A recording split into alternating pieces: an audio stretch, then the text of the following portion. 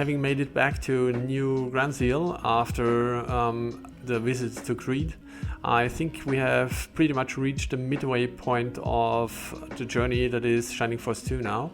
And I thought this would be a good idea to now discuss the hack so far, my findings in this playthrough, things I might want to change, what I'm content with, what perhaps didn't work out that well, and all that kind of stuff. So in general, I still love Shining Force 2. Still excited to continue playing, probably continue playing this game until I die. And yeah, let's check out the stats of characters first. Let's see how everybody's performing. I'm bringing up the party screen here.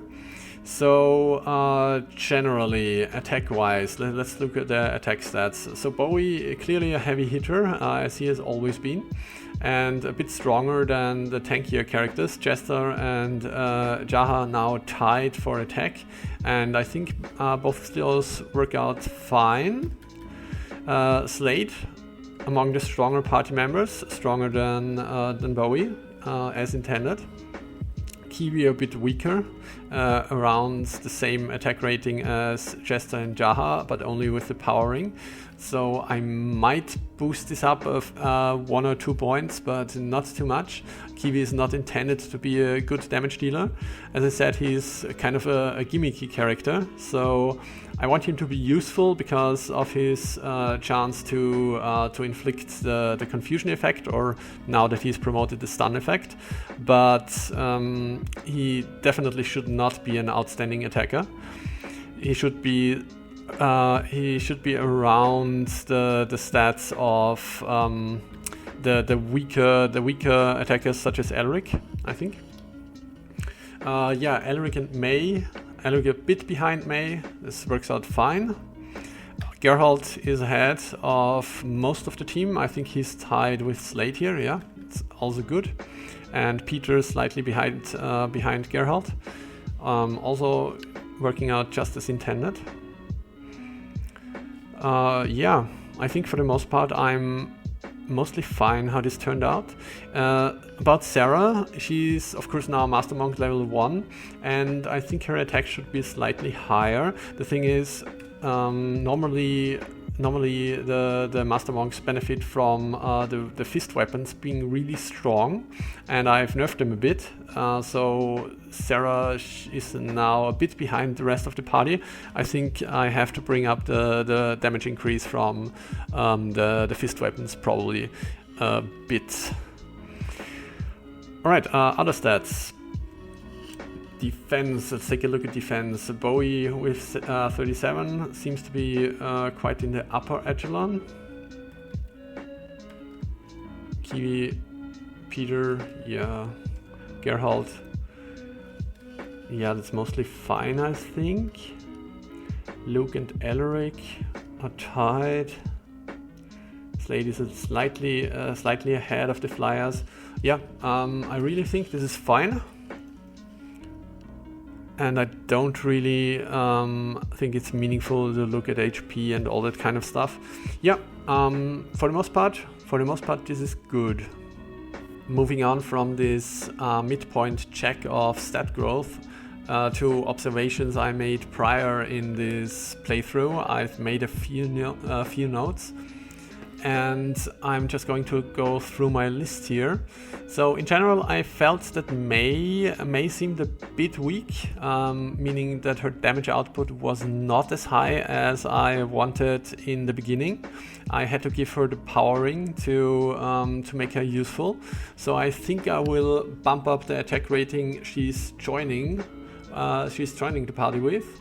So she can be better during these early days. What she ended up with at the point I am right now, right after her promotion, I am quite content.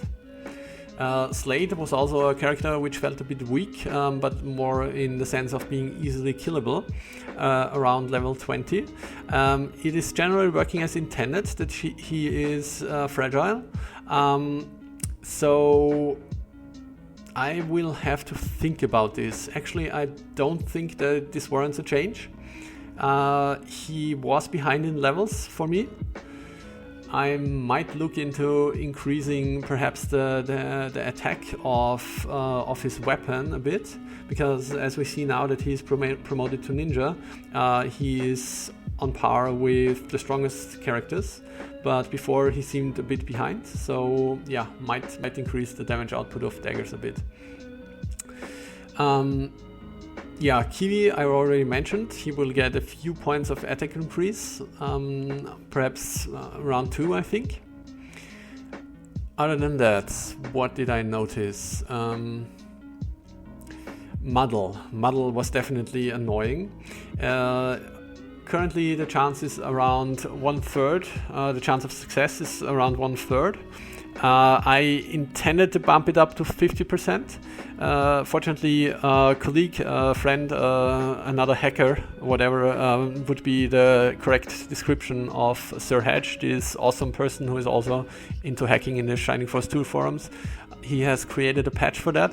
I have not implemented it for Shining Force 2 Return to Grans yet. Might look into this. The orcs, I noticed that the orcs felt perhaps a bit too tough when I was facing off against them. In the first battle it was fine, because most of the others, so the first battle was the one after the secret elven village. There they felt fine, since they were like the standout enemies, which were supported by mostly easier foes. But in the battle afterwards, before Creed, we face a ton of orcs and also the skeletons, which are also very powerful. And the skeletons will still be present in the fight that is to come now. So the fight right after New Grand Seal return.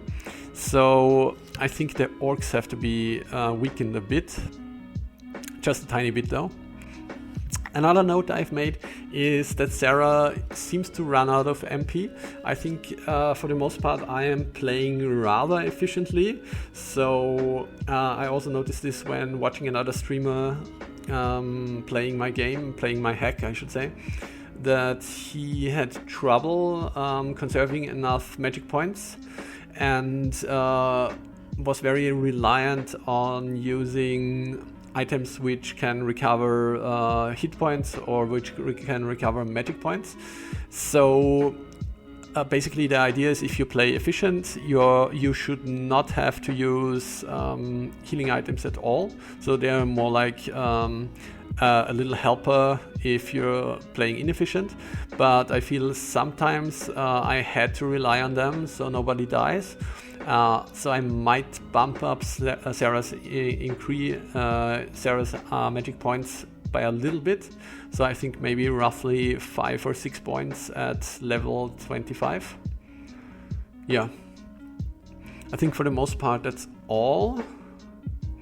Another thing I just remembered was the oozes and the Sulzars, which have a ranged attack, which have this bubble breath thing, and it cannot really be by appraising them on the map screen.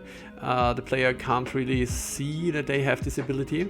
I'm not sure if this is present in the original game, but I feel it should be. The player should get some sort of hint that those creatures have this ability.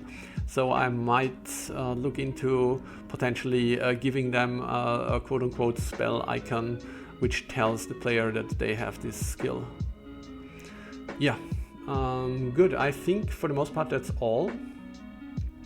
I will go back to playing. I will continue the journey till the end, and after the game is done I will do another one of those reflections, is probably a fitting word for it.